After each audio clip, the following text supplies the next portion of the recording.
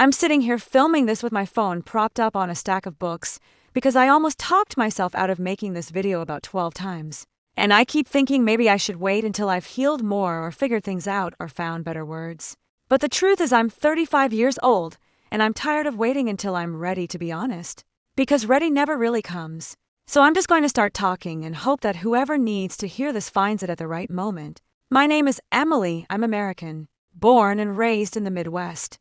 And for most of my life, I've been the kind of woman people describe as strong, independent, responsible, the one who has it together.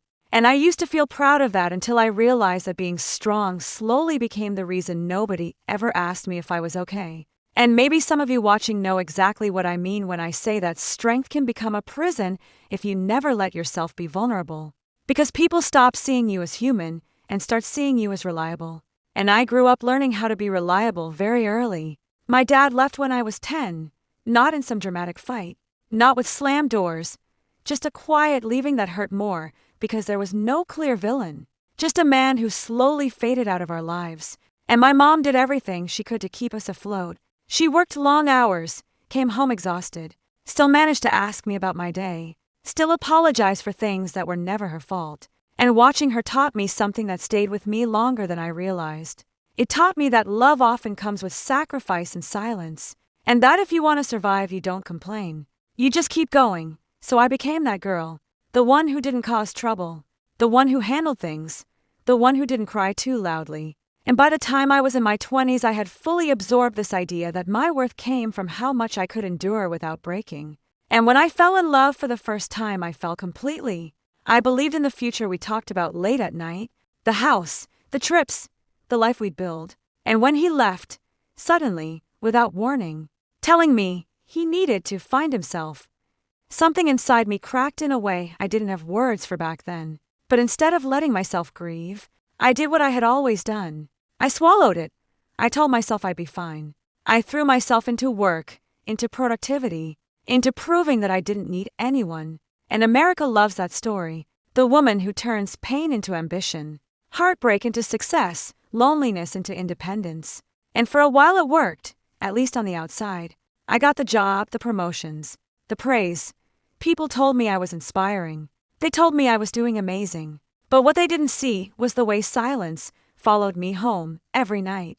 The way I would sit on my couch scrolling through my phone, not because I wanted to, but because I didn't know what else to do with myself. The way weekends felt heavier than weekdays because there was nothing to distract me from my thoughts. And slowly, without noticing, I started to feel disconnected from myself, like I was playing a role instead of living a life. And then I turned 30, and suddenly everything felt louder. The questions, the expectations, the subtle reminders that time was moving forward, whether I felt ready or not. People started asking about marriage, about kids, about what my plan was. And every time I smiled and said something vague, but inside I felt this growing panic that I couldn't explain. Because I didn't want just any life. I wanted a meaningful one, and I was terrified that I was running out of time to figure out what that meant for me. And then life hit me again, this time through my mom, when she started forgetting things. Little things at first. Names, appointments, stories she had told me 100 times before. And at first we laughed it off. But deep down I knew something wasn't right. And when the diagnosis came, early stage dementia, I remember sitting in my car afterward, gripping the steering wheel, feeling like the ground had shifted under me. Because suddenly I wasn't just responsible for myself anymore. I was becoming the caretaker, the decision maker, the strong one again. And I stepped into that role automatically, because that's what I had been trained to do my whole life. I flew home on weekends, managed doctors, repeated conversations, smiled through the heartbreak of watching my mother slowly change. And I never really talked about how hard it was because it felt selfish to complain when she was the one losing pieces of herself. But grief doesn't work like that. It doesn't wait until it's convenient. It doesn't ask permission. It just settles in quietly. And I carried that grief with me back to my apartment, back to my job, back to my daily life. And nobody could see it because I was still functioning, still performing, still doing what was expected. And that's the part one want to talk about most. Because we live in a culture where pain only counts if it stops you from being productive. And if you keep showing up, people assume you're fine. And I wasn't fine. I was exhausted in a way that scared me.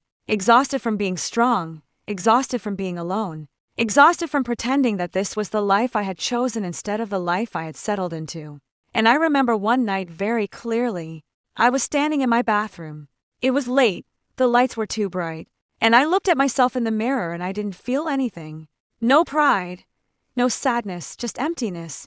And that moment terrified me more than heartbreak ever had. Because heartbreak means you felt something deeply. Emptiness feels like disappearing.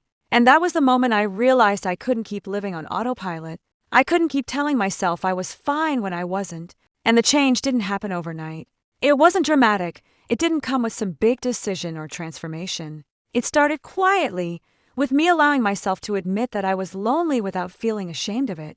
With me acknowledging that independence doesn't mean isolation. With me questioning the stories I had been told about what a successful woman's life should look like. And I started doing small things differently. I stopped forcing myself into situations that drained me. I started volunteering at a community center, almost by accident, helping women rewrite resumes, practice interviews, rebuild confidence after loss. And being there changed me in ways I didn't expect. Because these women had been through things that made my pain feel small, and yet they showed up with so much honesty, so much resilience, so much humanity. And they didn't pretend to be okay when they weren't. And they didn't apologize for needing help. And one day one of them hugged me and said, "Thank you for treating me like I still matter." And I went home and cried because I realized how badly I wanted someone to say that to me too. And through those moments I started reconnecting with myself, with the parts of me I had buried under responsibility and fear. And around that same time, when I wasn't looking for it, I met someone, not in some dramatic romantic way, just through ordinary life, and what struck me wasn't chemistry or excitement. It was how safe I felt being honest, how I didn't feel the need to impress or perform, how I could talk about my fears without worrying he would disappear. And that's when it hit me that love in your 30s isn't about intensity. It's about consistency. It's about emotional safety. It's about being chosen even when things are messy. And whether or not that relationship lasts isn't even the point of the story. The point is that I finally allowed myself to believe that I was worthy of being loved without having to earn it through strength. And now, at 35, I'm still figuring things out. I still have days where the weight of everything feels heavy, where I worry about my mom, where I wonder what the future holds, where I feel behind compared to everyone else. But I also have something I didn't have before. Compassion for myself, permission to rest, permission to want more, permission to be human. And if you're watching this, and you feel invisible, if you feel like you did everything right and still ended up lost, if you're tired of being the strong one, I want you to know that your life is not over.